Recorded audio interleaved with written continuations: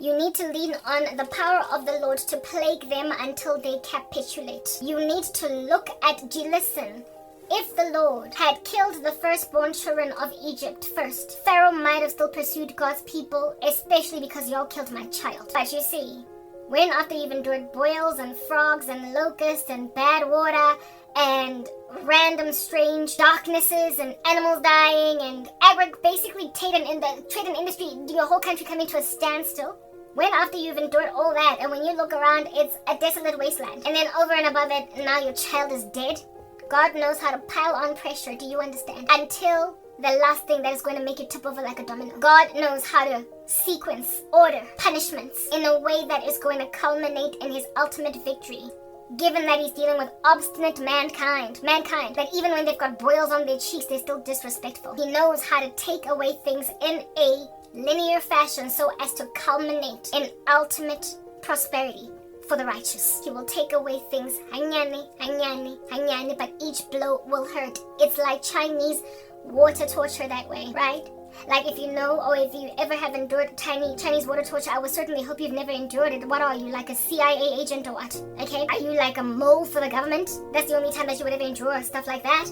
But I will humor you anyway to explain to you what Chinese water torture is. I mean, it's always the Chinese with all these ideas, isn't it? Yeah. Chinese water torture is literally grabbing an individual and putting them laying flat as on a bed. And then you, one by one, literally grab something that's got water in it that however comes out by drop. And you just land that water on their forehead. Goop. Just dripping on their head. Goop. Dripping on their head. Goop. Dripping on their forehead. You're not waterboarding them. You are not starving them. You are not enhanced interrogating them. You are just dropping water on their forehead. Goop, goop, goop, goop. As a means to punish them. To get what you want out of them. Yeah. That's what's good. After 1 hour, it's nothing. There's just some water landing on my face. Goop, goop, goop, goop. But after a day, after 2 days, after 3 days of this drop of water landing on your forehead, goop, and slower, in the sense that in the beginning it was kind of like goop, goop, goop, goop, goop, but over the days, it becomes goop, goop, a goop, a goop, a goop, and over extra days it's now 1 goop per minute. So it declines in how frequently it's just dropping on your forehead while you're lying there hungry, lying there. Your basic functions are still operational, and you've just been getting endured through a gooping thing for days. The day arrives, the moment arrives when 1 drop feels like a large stone landing on your head. It's like somebody is torturing you by dropping boulders on your head, but you don't die. Like a crushing blow using a heavy object, but it's so light that it can't kill. Therefore, it's like getting beaten by a rock from the sky over and over and over again. Until finally you're like, I will talk! Just get that water off my forehead. You are not injured, you are not bruised, but psychologically you have been endured through hell on earth by a drop of water ending up being the weight of a brick, following which it then became the weight of a boulder falling down a mountain. At some point you will say, I can't deal. The Lord knows how to Chinese water torture wicked men and wicked women. The first drips of water are like a little shower, a waterfall. It's nothing at all. But if a saint is persevering and long suffering, that little trickle will become little stones, the stones of which will then become bricks, the bricks of which will become boulders, and eventually you will cave. God water tortured Egypt, plague after plague after plague, and Pharaoh had a strength of resolve in the beginning, but by the time his child died, he'd been spent. The Lord knows how to sequence judgments, calamities. I've been on this platform for 10 years. I'm sorry. I think at this point I'm bordering on dropping boulders on your heads. You've thought my content is what's the word that I'm looking for? You've imagined it innocuous, or like I am running after fool's gold, or that I'm wasting time. This is a fool's errand. This here is not gonna give Karabo, take the path of least resistance, except I've become increasingly taxing. With each new video that I drop, it's a bone. You will recall that I used to post every single day, triples of water on your forehead. Because of this woman that kept on taking my advanced features at YouTube, I then was made by God. It was not my choice. It was because of the frustration that I endured as a result of my advanced features being taken away, then caused me to plant less. Listen to that. That's a Freudian slip. That's ideal, right? to post less. It caused me to post less because I was frustrated by the fact that I couldn't add thumbnails, all of them on time. It took me like, you only have a restriction of 10 videos, 15 videos under normal circumstances, but then that chick was so abusive that she made it 10 videos only uploads per day. So I was like, I suga, what's the point of trying to post every day? This woman is blocking me, she's thwarting me. So I started posting once a week. Yeah, that's when my little drops of rain became like bricks. It became like little bricks. Well, with me being gone from my old ministry and posting only in this gangster place with nobody watching me, I'm now dropping boulders. It was incremental. What I'm doing, people thought of me as whatever, right? They thought I was non-threatening. Men thought that they could keep on pushing out the goalpost, kicking the can down the road, because apparently I'm going to capitulate, I'm going to settle, I'm going to let myself be the baby mama of some gangsters. Well, now they can't take my bricks on their heads. They can't take my boulders. And with each new boulder is each new capitulation. With each new boulder is each new death. With each new prophecy, God knows how to bring the wicked to their knees. And the saint in question tends to have been doing the same thing all these years, and yet strangely today, it's really taxing what they're doing. Even though it's no different in character, in nuance and structure, in look and feel from what they did at first. They've been lamenting about the same things, but this time it's hitting different. This time it's hitting different. I've been doing the same thing all along, but God has not been doing the same thing all along. He's been administering the same medication to a patient, but this time around the medication that he is administering, albeit being the same medication, the dosage is starting to become lethal. Same medication, different dosages. The longer you endure a child of God through nonsense, the more exquisite judgment at their hands through God becomes. It's all that very basic. So now you get an overdose as opposed to the right kind of healing. Quantities of medicine that can send you home with a clean bill of health and a doctor's note. This time around you're terminal in hospital, we're having to pump your stomach because you've OD'd. These randos are eventually going to OD on my content, at which point I will have succeeded. At which point I will have succeeded to overwhelm a monolithic structure that everybody was of the vile imagination. I'm gonna lose the battle of. I will win because God is behind me. I will win because the Lord is on my side. I will win because Christ got this. I will win because divine intervention is the only way you conquer such structures. I will win because I do not lean on my own understanding, neither take matters into my own hands. I will win because I give the battle to the Lord. Due to the fact that human beings are impossible to deal with. When they are in their fever or their opulence of injustice against others, they feel entitled to stealing from everybody. Do you understand? The Lord is the only one that can award true justice, so you waste time by leaning on the strength of horses and on the favors pulled in by mere mortals. People will always disappoint, because individuals in the streets are obstinate. So going back then, I know I am long-winding, but I am eventually going to get to the point that I need to get to. Going back to 4 a.m., I went from praying up to 4 a.m. to enduring such a violent spiritual war that I realized that these people have learned my ways, my habits, they have trained themselves, my nuances. I have been targeted by occult organizations because I don't have a job. And so I saw it fit to use that as a benefit to pray at times when jobbed people, employed people can't. I stayed awake in the wee hours of the morning, all night long. I prayed literally all night for years and only slept at 4 a.m., 4:30 at the latest. They caught on to that, discovered that Lomuntu agalali, and we do our dingy stuff at night. So she is perpetually standing in the way. So what we're gonna do is ramp up the numbers of us that are all up in her grill and taking turns like working shifts. We will then also spread this out to pretty much the rest of the morning. Largely, these praying saints are done by 3 a.m., 3:30. This chick is pushing till 4. Fine, we will then push until the sun rises. When the sun rises, when people wake up from like 5, 6, the first thing they do if they're born again is get on their knees, sometimes even before they brush their teeth. That's what I used to do. I would literally slip off my bed, like fall off. Like the way that I used to discipline myself into praying in the mornings, I knew that if I went and took a shower, brushed my teeth and did all that, got all dressed up, I would be lazy to get down on my knees and pray in the mornings. But I determined to pray every morning. I determined to pray every morning for at least an hour before I go to work because I had to lay forth a beautiful foundation for the day, right? I would pray every day, but because I knew that I wouldn't do it after showering, I would literally fall out of bed, like glide, like slip out. Like, you know, have you ever fallen off your bed from tossing and turning at night thinking that you're ensconced in a cot like a baby? But because you don't have railings next to your bed like a baby, you just go on the floor and that's what wakes you up.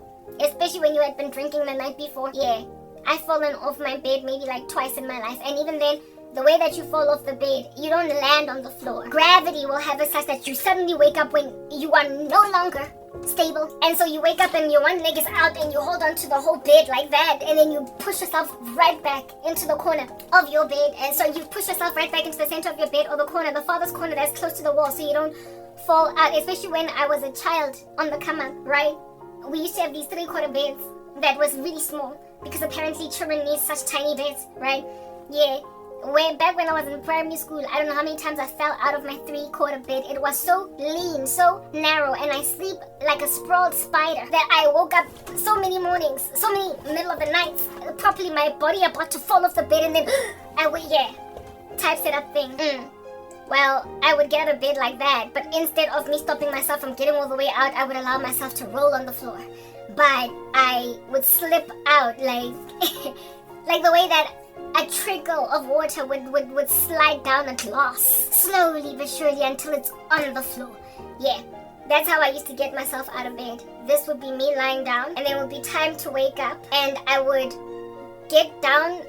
This would be me sleeping, facing maybe up or the side. I would then get on my back with my stomach against the bed, take out my left leg, and then drag the rest of my body down like that to a kneeling position. Then I would pray, drunk out of my mind with sleep, until the Spirit of God catches up and wakes me up once and for all. That's how I used to pray back before I lost my job, right? There are Christians who do that. They slip out of bed like water trickling down a glass of water, a glass landing at the floor there and just staying for an hour before they take a bath, before they even brush their teeth, before they do anything. They're prayerful. And this activity across Johannesburg, South Africa, and the world at large happens when the rooster crows. It happens when chickens start to cackle in the mornings to wake people up. It happens when alarms go off. It happens before people take baths, and it happens at around 5:30, largely in the mornings.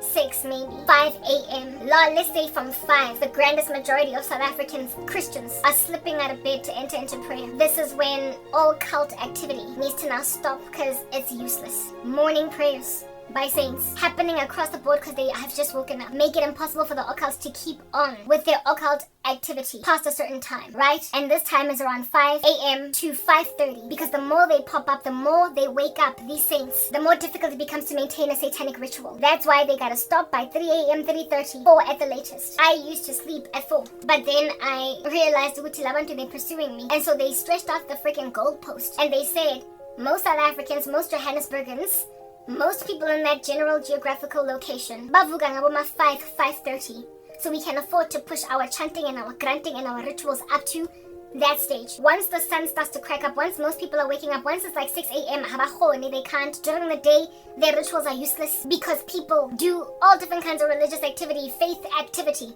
all day long.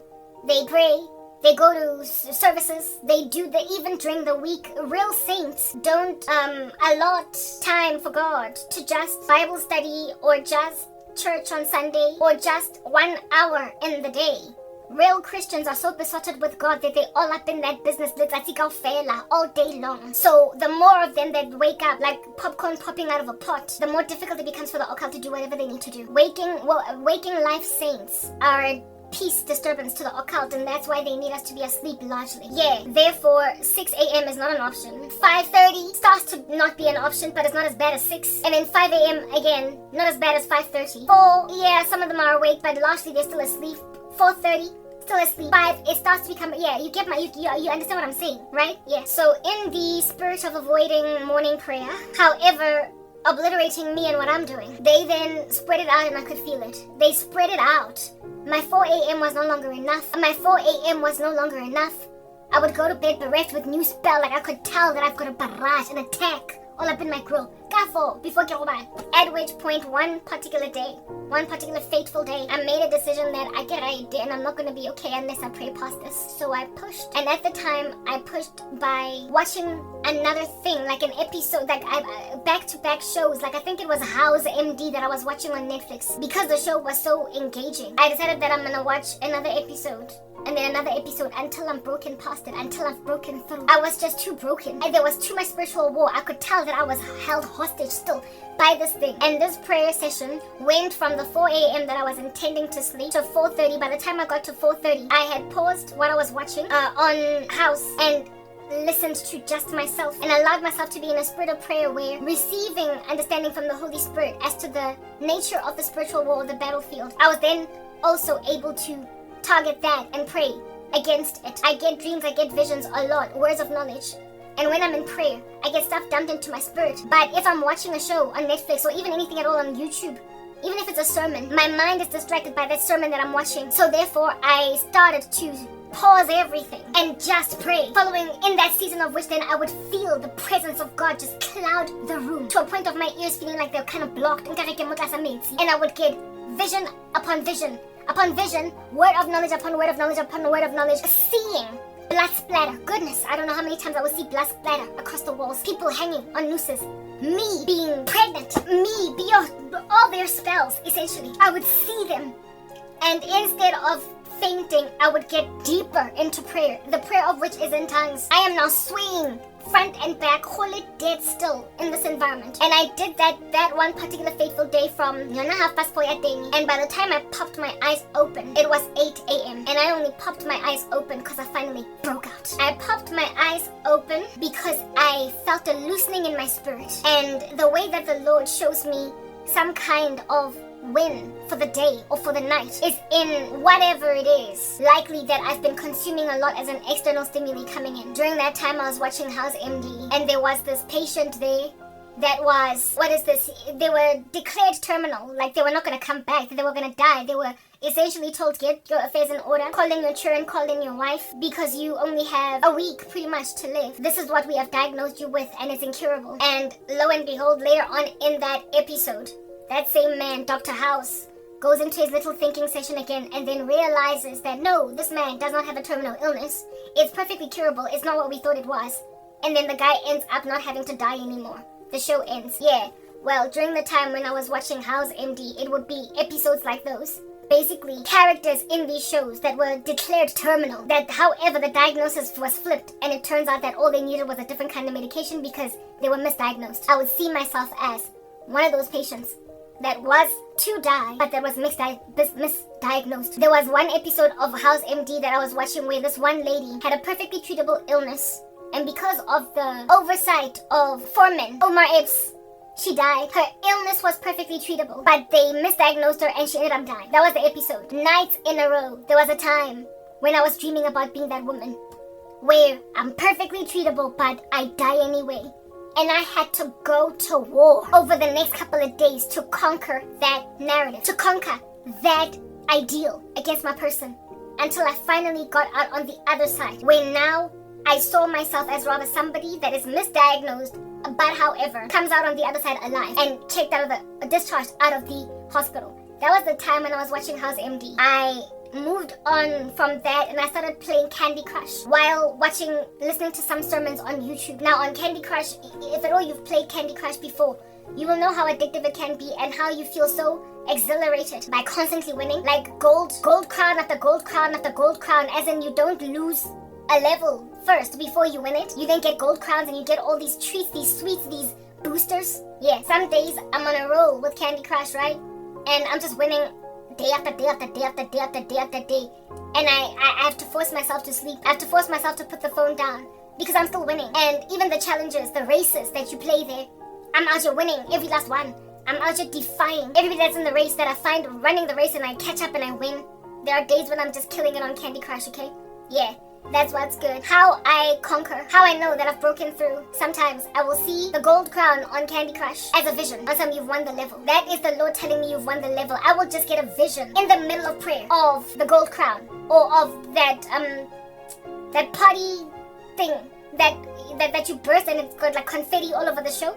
Yeah, when you win a level of Candy Crush, that party thing goes off too. I would then get literally a vision of that party thing going off with the Lord telling me, you've broken past a particular barrier to entry.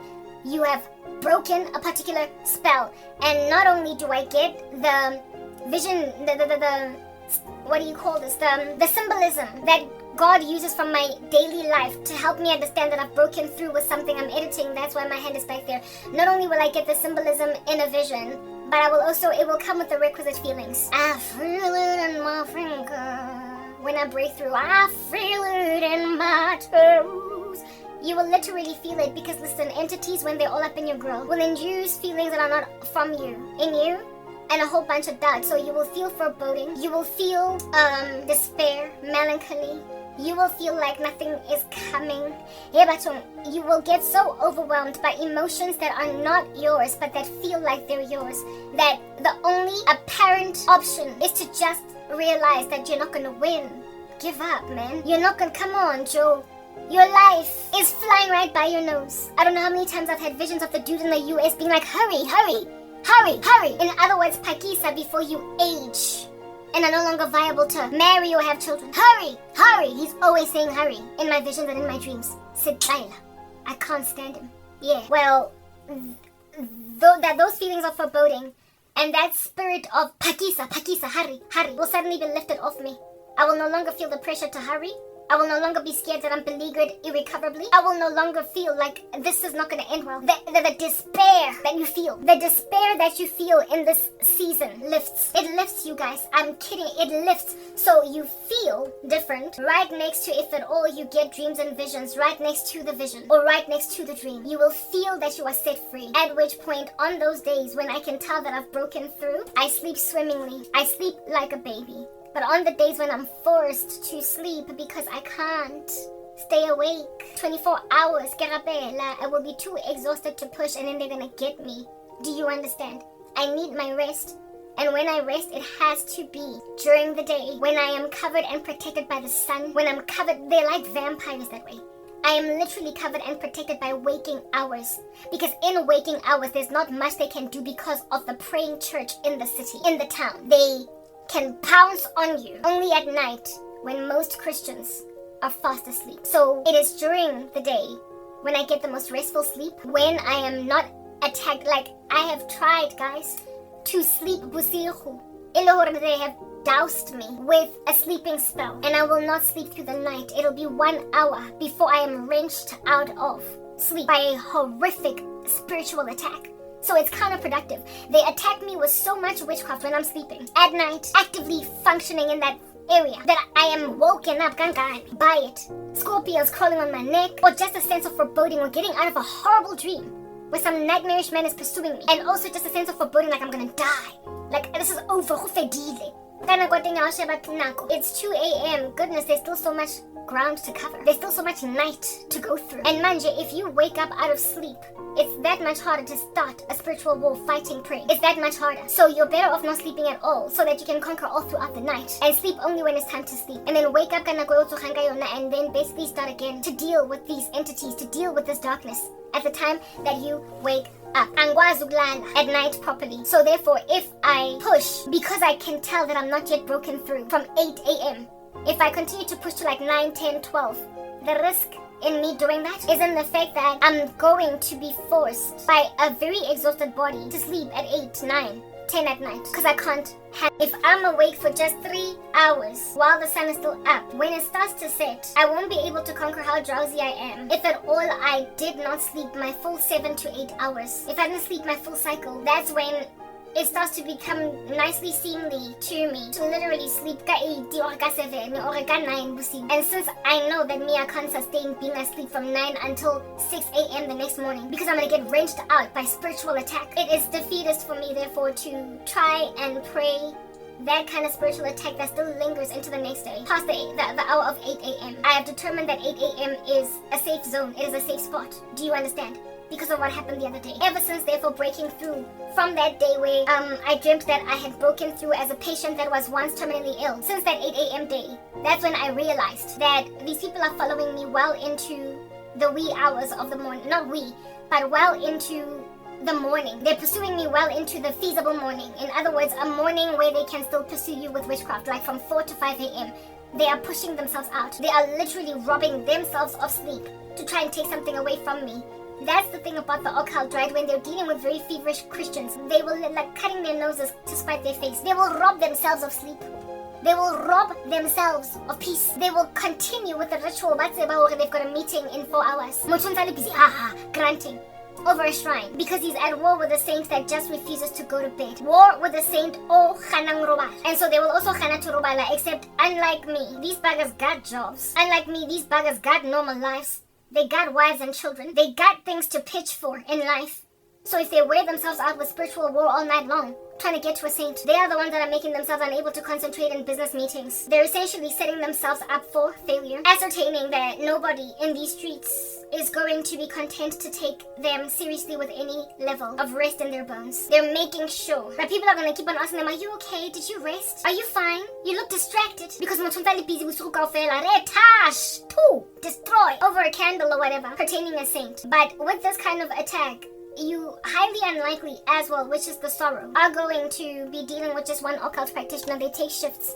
They're working together to try and maintain a 24-hour psychosis or a 12-hour psychosis against a saint so they will never breathe. But the sad and disquieting thing about the lives they live is that they tend to get defeated by saints. Literally having done a ritual over 7 hours, the saint will uproot all their hard work in just an hour, which will then lend me to the same thing I keep saying. If your stuff is kept together so violently, like with sticky tape, why are you maintaining a God that's so easy to uproot with just 1 hour's worth of prayed up, fasted up consecration to God? Why does 1 hour of an effective fervent prayer of a righteous man uproot days of a satanic ritual? Why upon that happening are you still an occult practitioner? I don't get it. Like Christians uproot monolithic structures that they have been running in mere moments that took them 20 years to build. When you've made observations of that, why are you holding on to Satan? It's because the God of this world has blinded the minds of unbelievers. You are maintained in your calloused state despite observing that Jesus Christ is Lord. So at this point, when you die in your sins proper, you had it coming, okay? You had all that hellfire and brimstone coming. You had that suicide coming. You had that sudden aneurysm coming. That sudden coronary episode coming. You deserve to just suddenly go to hell, dog, because oh boy, but anyway, let's move past that thing.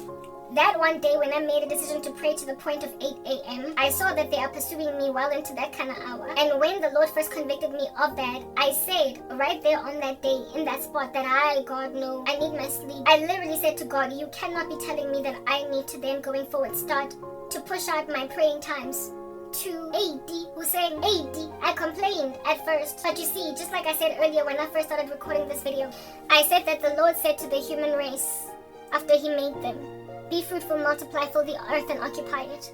When the Lord gives you an instruction to do something, he is amazingly also able to give you enablement to achieve it. He gives you an ability to succeed in his decrees. He gives you power to fulfill that which he demands of you. So I lamented at first on some until too much. Lo and behold, the next couple of days that would come, it came to me like a knife through butter. It was so easy for me to do. It was so easy. I found myself when 6 a.m. would come, gliding right past. I went from 4 a.m. to 6 to 8. And I found myself gliding like a hot knife through butter to 8 a.m. easily. Literally, God was telling me, add an additional 4 hours to your night routine, to your nocturnal routine, and grab that 4 hours out of the day. So where before you used to wake up by midday, basically make sure that you get to see some of the morning. 11:30, 12, be up by then. That was my initial strategy. Now I wake up 2, sometimes 2:30, sometimes even 3 p.m. And it's hard for me to understand that that's the time that I wake up. Most of my day is gone. The afternoon is frankly ending, but the afternoon is still covered with saint prayer. It is still a safe zone to wake up and to be asleep, but the night isn't. That's why my schedule changed. You'll remember I used to record outside in the car during the day. Now I wait until 10 if at all I'm going to be recording a video, until after I've taken a shower. Then I start recording. Right now as I speak it's 2:01. This has become normal. There was a time when I considered it unacceptable to be awake at this time. The Lord shifted out the goalpost and said, you're still going to get your 8 hours of sleep a day. It's not like you're robbed of sleep, but you need to sleep later on. You need to sleep during the day when their activity cannot thrive. And when then they start to like werewolves, you must also be awake at that time. You need to wake up at a time when you need to sleep at a time when they cannot now say sarobets, so we can get to her. It needs to be impossible for them to attack you in your sleep. And the only time where it is impossible for them to attack you in your sleep is during the day when other saints are advocating on your behalf. They can't touch you. It's like you're awake too. So essentially to them, you're basically this beast that's awake 24 hours a day. At first I complained, but then I obeyed through the enablement of Christ. And now I am praying until 8 a.m. But my prayer had to ramp up yet more again, fever. Because while I was praying, I was watching some show on Netflix. I had just come out of Virgin River. While I'm praying, I'm watching something on YouTube. And remember that day that I told you guys that I prayed and I paused everything and it was quiet. That kind of paused, quiet praying is taxing to be maintained, especially to enter yourself into it from a space where you are not praying like that. It is a lot of effort to finally plug into the Spirit and then push for 2 hours. It's onerous, it's taxing, we are naturally quite lazy. It's onerous and it's taxing, and naturally we are quite lazy as people. So I would not have managed to maintain it. So one fateful day I made a decision, and I don't even know how this came. Oh yes. No, actually, how did it come about? Did I make a decision? Did the Lord give me the idea? Or did I do it by happen? Nah, it was happening. You see this abuser in the house. This Yahya Sinwa in the house. That's wreaking havoc in everybody's life, that is at the end of herself. She's manifesting violently, and she is trying to take as many people as possible with her to her destruction. God forbid, I hope she repents. If she doesn't, guys, literally my heart is prepared. Do you understand? I've gotten to that point. That's how toxic this individual has become. I am preparing my heart for the possibility that she could die, because she is not only peeving God off, but she's become insufferable to the whole family. She is manifesting so violently. And if this woman doesn't repent, she will die.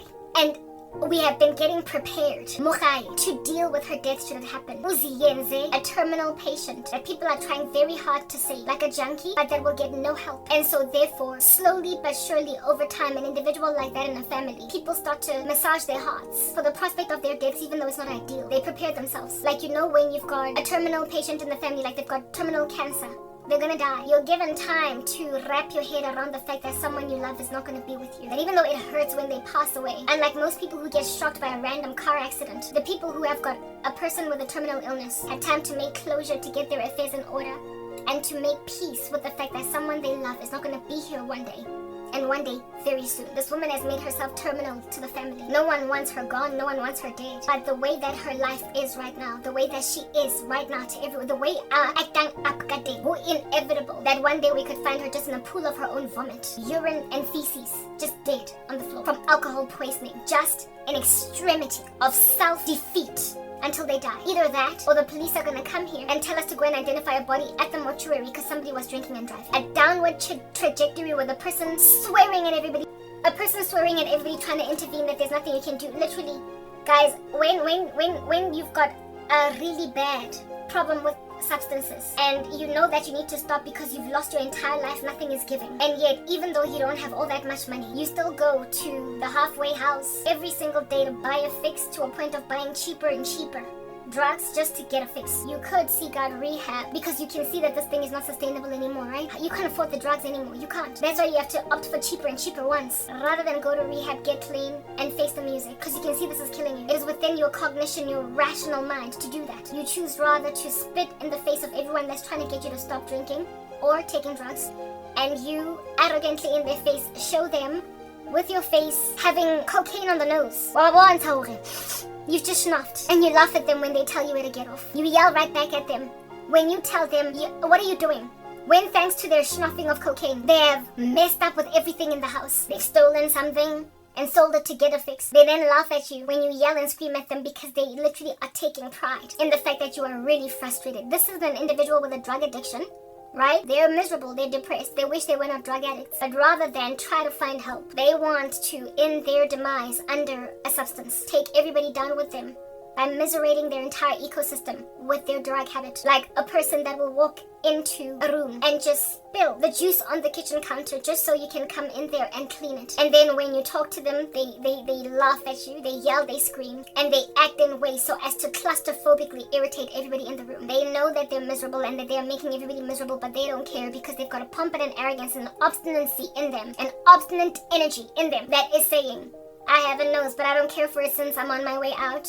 So I'm gonna cut it to spite my entire face. It is possible for me to basically be a little bit happier even though I'm generally very sad. I will perpetually endure the consequences of my crazy life. I could go out with a lighter-hearted story, but I choose the path of most resistance in that I'm not gonna, over my dead body, watch this. I'm not gonna watch my family go on and live their lives and thrive and be merry while I wallow in the regret of my actions. I'm not gonna let them go and do what they need to do while I watch them do what they want to do. Rather than admit that you messed up so there will be consequences, but you could have an easier existence full of support and love, you choose to braai and boil everybody on your way out. So that individual junkie that will show you even after they've snuffed a line of cocaine, it is chilling on their nose right there. That's a person that, as one who loves them, you start to prepare your heart for the day when they're foaming at the mouth on the couch, OD'd dead. You will cry, you will mourn, but you will have prepared your heart, because they even show it to your face now that every day they're buying cheap drugs. Every day they're buying some variation of cocaine that is not the real deal, it's not even clean. It's got other things in there because that's the only one they can now afford, given that they've squandered all of their money. They show it to you in your face. We live with someone with a drug, not a drug, but an alcohol habit. And this person, guys, daily, they purchase booze. Daily. I mean, does vodka not last you at least a week? No, not when you're a drunk. And even then, you will buy cheaper and cheaper versions of vodka. And even though you stink up the whole entire house, you not only are going to enjoy everybody through the stench of an alcoholic in the room, but the behavior of an alcoholic. You be out here taking off your underwear for what purpose, and then you just kind of leave it right there, or you hang it on the windowsill for somebody else to take it. Towels on the floor, wet towels, like kitchen counter. You cut up some tomatoes and you spread them on the counter, and then just let them to dry and callous for somebody else to rock up and wash that off. Sitting in your own vomit, sitting in your own defecation, sitting in your own urine. And you pride yourself on the fact that people can't walk around your ecosystem because then they have to deal with the stench of your rigor mortis. Refusing to take showers. Refusing to properly cleanse yourself. Period stained underwear. Instead of washing it yourself, you then put it in a washing machine with other people's laundry to stain their clothes. I went with your period blood. I found her underwear that had period blood on it in my laundry that I had put in the washing machine to do a cycle. I had to take all that stuff out, wash my hands a million times, and run my clothes twice again through the wash, even though they'd already been washed. Because this person does stuff like that. That's what living with a person with a drug issue or substance abuse issue or an alcohol issue is like. They become so defeatist and so obstinate when you try to correct their behavior that they will not only maintain their activity, but they will show it to your face that they're all up in that grill. And then everything else that can totally annoy you, they will do it. I made mention the other day of how it is that a person will literally grab a spoon, eat out of it, and then go back to the kitchen drawer for spoons and grab another spoon to eat the second scoop of rice, and then another spoon, so that by the time they're done, they've used six spoons for the sake of creating dishes for people. That level of spite. Not taking showers days on end, knowing that you're going to stink up the entire house right next to your alcoholism. Not because it's comfortable to be clean and sitting in your own vomit and defecation, but because it makes everybody else in the house walk around with tissue in their noses. That's the situation that we're dealing with right now. I mean, it is so self-destructive and masochistic, and nobody wants to be seen in that state. And then the sad and disquieting thing is that when this individual gets on the phone with her people, they talk to her on loudspeaker and she's normal because they are not living with her in the same property. And then she lies to them about us basically treating her like trash. If these individuals were to walk in on her, if they were to have that same conversation on the phone that she's having with them, live, as in this person is sitting right next to you, you wouldn't be able to take it in your stride. The smell of alcohol in their mouths. You would not be on their bodies. Because when you are a heavy drinker, no longer does poo just come out of your mouth, so you can take a breath mint and it not stink. When you are an alcoholic, alcohol literally oozes from your pores. You smell it. It smells in your shoes, your socks, your clothes, and in the whole house. I used to drink before my ex-boyfriend and I. Whatnot. Do you understand what I'm saying?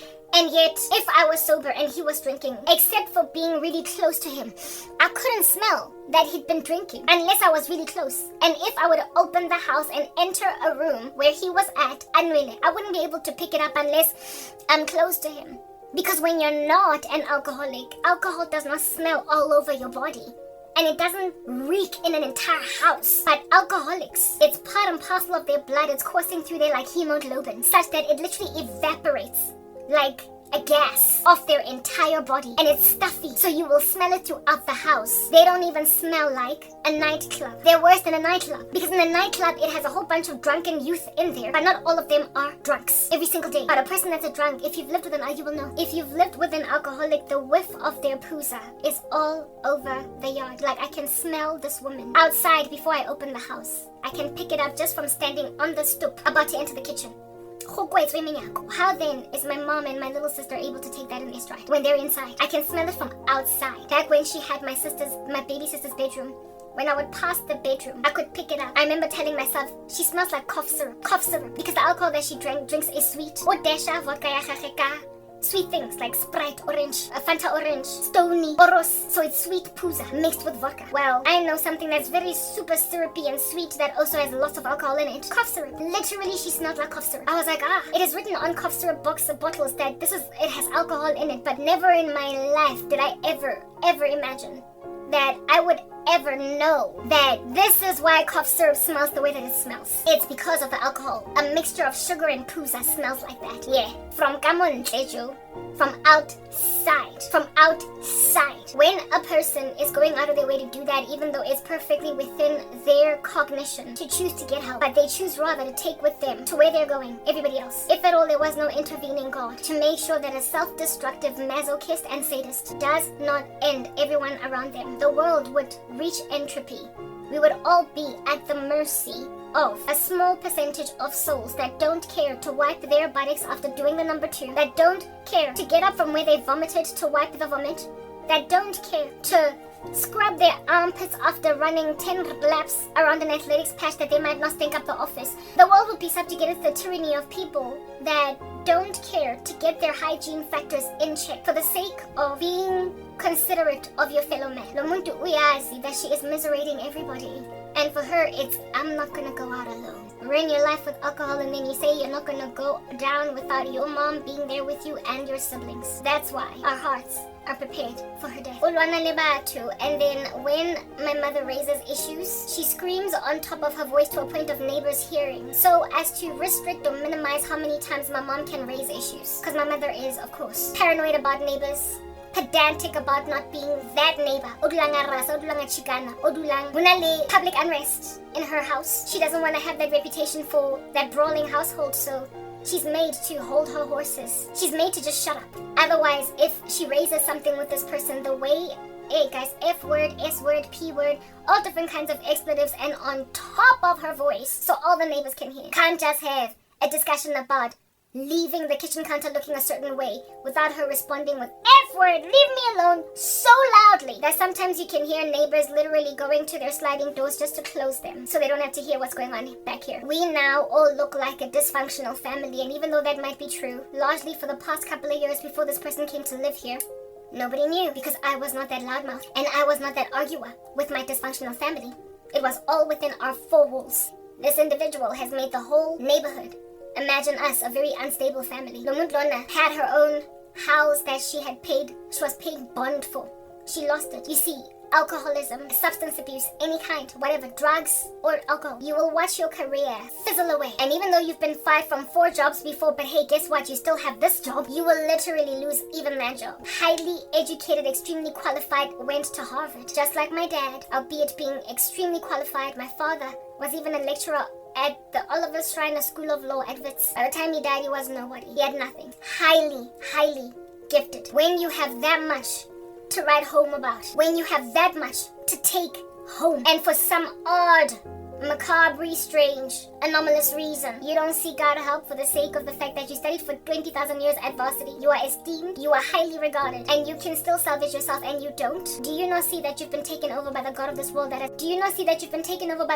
world that has blinded the minds of unbelievers? When you literally have everything to lose and you still allow yourself to lose it anyway, you have been taken over. Listen, I can never understand that kind of addiction. I've had addictive personalities to things like boyfriends before, random things that you can talk over in therapy and come out with everybody saying, oh, you're such a spoiled brat.